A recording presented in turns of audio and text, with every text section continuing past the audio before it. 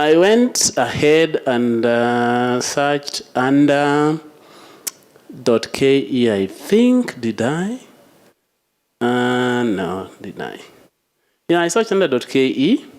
But under .ke, I also noticed, I think we were with James, and it was registered in which year? Last year, September. That's when genz.co.ke was registered. Do you think that person had anything to do with this year? We don't know. Okay. I'm just saying that that name was registered in 2023. Okay. Now, this is where I was. Where? Here. This site is run by VeriSign. So I was just saying that as at the close of Q2 of 2024, we had 362 million registrations, global registrations. 10% margin of error. Three things that I wanted to draw from this registration before I quickly go through my presentation is top 10 largest TLDs by number reported domain names. So top 10 by registrations, and registrars in this room, I mean, you know this, but there's a story I'm trying to create here. There are two statistics you will see here. You will see the highest by registration, but you also see something here, renewal percentage. So, for example, this is .com, which sits at 157 million. And what is the renewal percentage? 72.3%. What does that mean? It means that every year, at least 72% of these domains under .com are registered. I don't want to put Andrew on the spot, but I'm not sure if we have this for .ke, your renewal percentage. That's a very good feedback, because you are higher than the highest TLD by registration. But you'll also see a number of things from that statistics. From the highest by registration to the last on that list under top 10, do you see any African TLD? We understand what TLDs are, isn't it? Anything African there? So there is no ccTLD from Africa, there is no gTLD from Africa, and we'll come back to that. So we go to the next step, and this is very quickly. This is by ccTLDs only. So leave alone the entire, combined ccTLD and gTLD space, narrow down to ccTLDs, where Kenik plays. Top 10, at the top is .cn. We know what .cn is. .cn, we know who that is? China. Why do you think .china or .cn is at that number? Any quick, random suggestion on why that is the case? 20 million? What would give them that number? So you're saying population. Which other country is comparable to China? So what is India here? India is .in. How many registrations? 4 million. And they're comparable with population, isn't it? But you see, India, of course, it has made it into the top 10, but much lower. Now, you will also see that there is no African name. This is top 10 ccTLDs by registration. And I'm saying Africa because I don't want to say African country. I'm saying Africa. And this actually means Africa combined, which Barak told you today sits at, give or take, 4.7 million. The total registrations across Africa. That is ccTLDs and gTLDs combined from Africa. What's our population again? Across Africa, 54 countries, 1.4. And you can see, the only thing I want to say here is not whether we are doing, well, or whether we are doing, but we can see what we are capable of, isn't it? What is the population of Kenya? Around 50 something, isn't it? So which country here compares to our population as a country? .de is Germany. The rest I'm sure you know. Do we see countries that are comparable to our population? In other words, depending on how you choose to look at this, we are either doing very well or we have a lot of room to grow, isn't it? Now I want to muddy the waters. If this, I think this is to level set. This is the opportunity. This is what we could do with domain names. Imagine for 1 minute .ke at 20 million. I don't know if the evangelist will retire or he will appoint more reverends or open more churches. He's saying heaven direct. .ke as 20 million domains. I believe that would be a massive industry. But it also tells you the power or the potential of the domain name industry to contribute to the digital economy of Kenya. This is just the DNS sector, the domain name sector only. This is the potential that it could contribute. We are at 100,000. But we believe that with your partnership, which is the theme of this meeting, that this is an eye-opener to really demonstrate to you what other places and other countries have done with their domain names. By the way, these are top 10s, but how many names are out there today? Do you know how many? If I wanted, so if I go back to this example of Gen Z, okay, as an example. So I want to register Gen Z.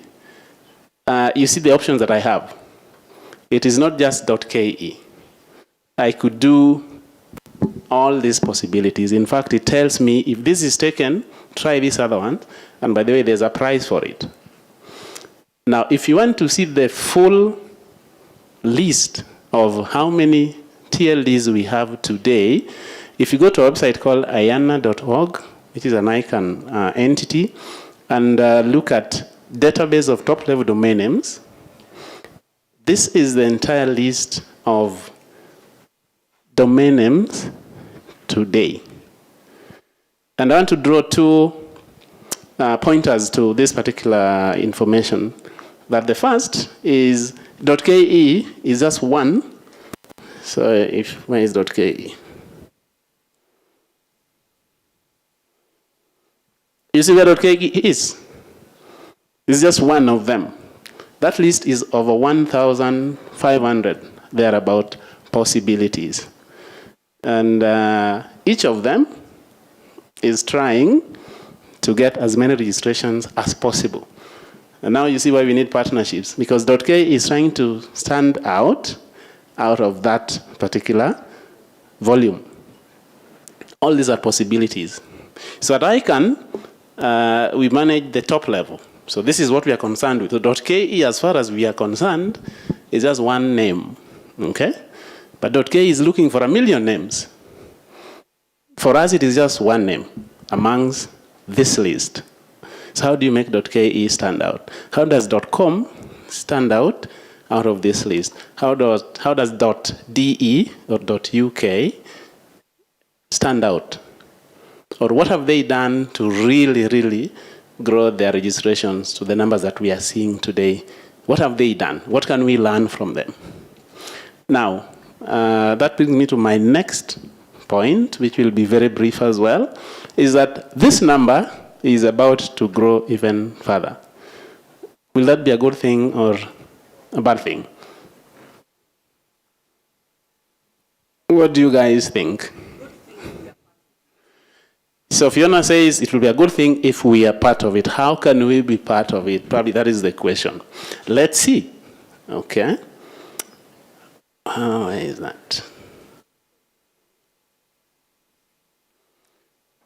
So I hope this title makes sense.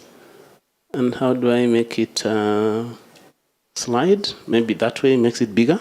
Okay. So I'll very quickly talk about something about something that's going on at ICANN today in 10 minutes about an initiative to bring more TLDs again to the namespace. We already have 1,500 or thereabout. 200 of those are countries, Kenya being one of them. Around 1,300 of them are generics, so your .coms, .nets, .infos of this world, which used to be only 22. But today, how many countries are English speakers or write using 0 to 9 or A to Z? And how many countries write differently?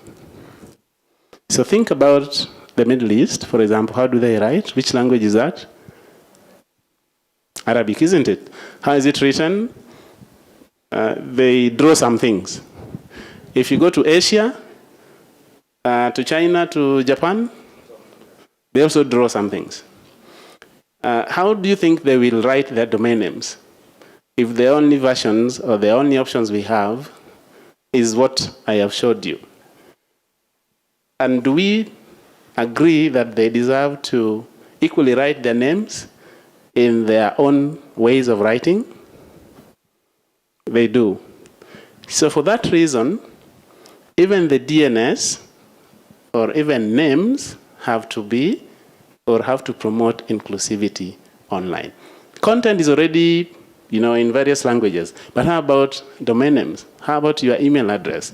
In Arabic, they write from this side to this side. So even the email addresses are written like that. But is it possible today? Question 1. 2, if they were to write to you using an email like that, will you receive it on your end? Do you think that will be possible? So these are the challenges that this is trying to deal with. Twofold. Trying to bring everyone online at the DNS level, which is the very basic level, in the languages that they speak and the writing scripts, which are not Latin, meaning 0 to 9 or A to Z. So in 2 or 3 years' time, the namespace is going to even grow further. And as Fiona says, do we plan to be part of it? So I think we have just seen what you could do with domain names. I don't know if this is good for KENIC or not, but probably, what about if the .co community can also be part of that actual evolution? So ICANN is in the process of implementing a program that we are calling the new gTLD program, planned to roll out in the year 2026, which will enable you or anyone who is interested in operating a name or applying for a new name that is not .ke to actually be able to do that. And you could think of what possible names, for example, .Kenya or .Nairobi or .Safari. All those options will be possible in 2026. .Kyondo. Someone was telling me the other day after some taxes were added that we should register .we. Like, that is uniquely Kenyan. By the time everyone is done with you, that is the domain name you should register. And I felt that was quite authentic, okay, in a way. Now, that will be possible in 2026. But this comes with a lot of responsibility. Just like KENIC has to operate at a registry system, meaning systems, people, security, infrastructure, everything. Operating a registry requires that kind of investment. And for a generic name, which ICANN oversight, even comes with higher levels of accountability. Why? So you saw that .com has got 157 million thereabout registrations. It also means that whoever operates that registry, if anything happened to it, then how many names will be affected? That same number. So someone must ensure that everything is in place and nothing can go wrong. Because if anything goes wrong for that kind of a registry and for any registry of that nature, then that is the impact. Okay? So operating a TLD comes with a lot of responsibility. So just to recap this so that I just wind up very quickly, that in 2026, ICANN is implementing a program to further open up the domain name space via giving you the chance to apply for new domain names. And part of the objectives of that program is to further improve inclusivity of the DNS, meaning that if you write in Cyrillic or in Japanese or in Arabic, that you're able to apply for a name in that script and operate it that way, meaning you should be able to have your email addresses in the same languages. But at the same time, you can apply for any other name. So you can apply for, .kiondo, and the other one that I've said, that will be your opportunity. Because if you don't, other people will do the same. In Africa today, we have 4 gTLDs, and all of them are from South Africa. We have .Africa, we have .Cape Town, we have .Joburg, and we have .Durban. And they're operated by under the same umbrella of whoever is operating the ccTLD down there. So on the other hand, the ccTLD community can actually come together to actually diversify in this way if they feel that there are great opportunities for names that probably are not being tapped under .ke, but can also be tapped within the ambit of the registry if they introduced another alternative, probably Nairobi or whatever you'd want. So do you want to be part of that? I think the question is really for you to decide. I wanted to show this statistic very quickly, and these slides will be shared. So out of those registrations that I indicated, an analysis was done. This is a 2022 report to really try to highlight what are people registering. Those those 360 million domain names, where do they predominantly fall? And we have always said or imagined that .com is dominant, isn't it? That if you go to register a domain name, the only thing that people are looking for are .coms. So this is what this report was trying to answer. So what you have there on my left, I guess, are registrations by percentage in every continent, by ccTLDs and .com specifically to check, and other legacy TLDs. So these are, the 22 names that we used to have. So .info, .edu, that list. And the next column there is new names. So these are the names that came after 2012. So .africa, .durban, that other list. What is the nature of registrations? So Africa, ccTLD's account as of 2022, and this has not really changed much, account for 65% registrations. So out of the entire 4.7 million registrations coming from Africa, 65% of them are ccTLD names. Remember, we were asking, is .com dominant? Like, is it the only name that people are looking for? If you look at Latin America, if you look at Europe, ccTLD is 61% in Europe, 70% in Latin America. The only place where .com is dominant is where? In North America, where it is 73%.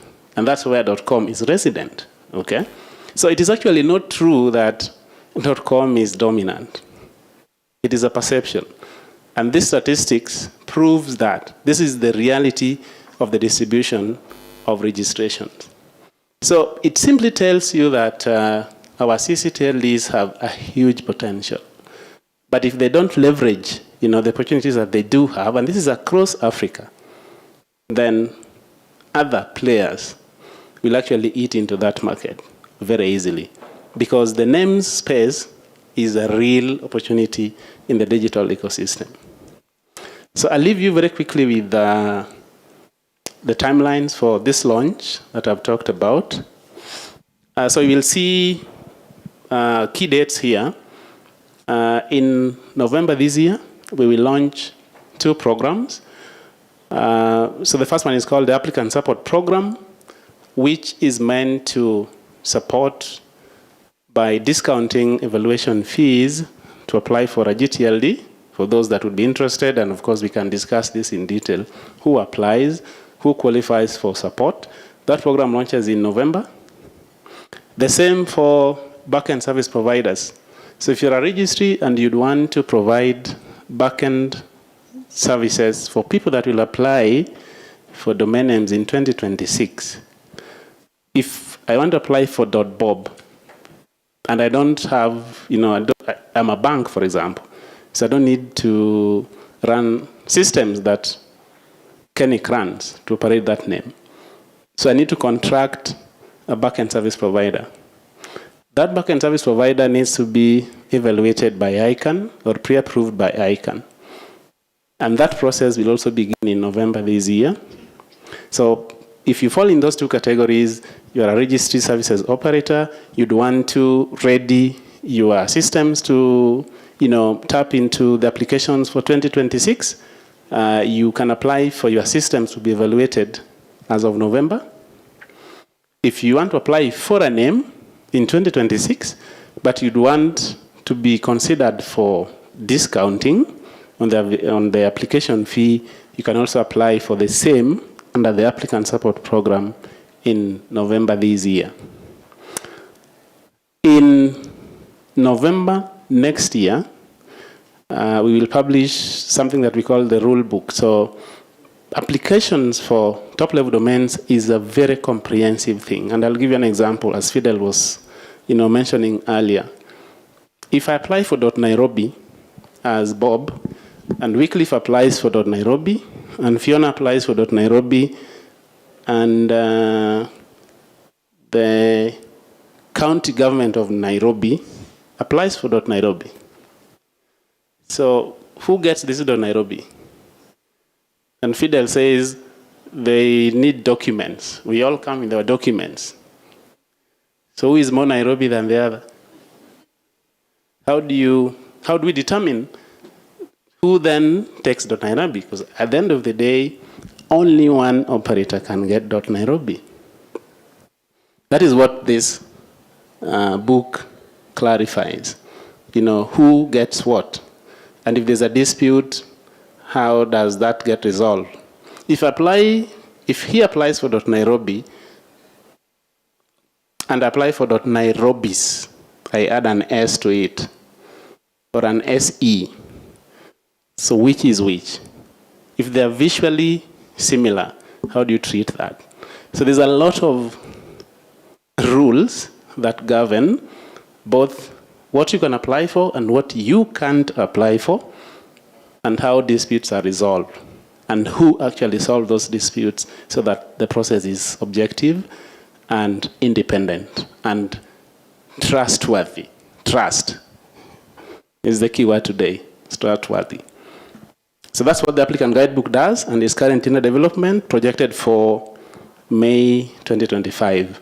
And come April 2026, we will open applications for top-level names. So if you are a law firm, you want your own top-level name, you want to be your law firm, you are very welcome to pay us some application fee and try yourself with a name.